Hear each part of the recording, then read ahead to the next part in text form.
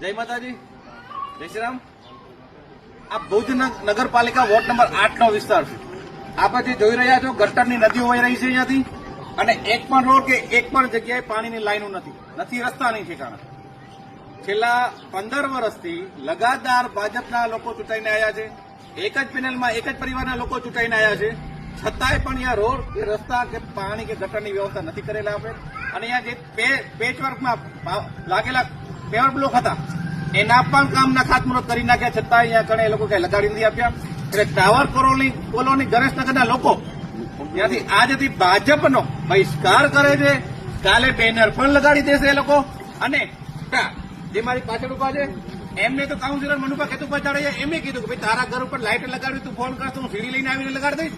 એ આવે કે ન આવે, અમે કાલના દિવસમાં સીડી લગાડીને પણ અમે લાઇટ લગાડી દઈશું. તમે જો ચૂંટાયા પછી આમ બોલતા ન આવવું હોય તો અમારામાં તાકાત છે. જનતાના જમીન સ્તર પર કામ કરવા છે. ચોક્કસપણે કાલના દિવસમાં જે રામદેવસિંહ કહે છે ત્યાં લાઇટ લાગી જશે. જય માતાજી, જય શ્રી રામ.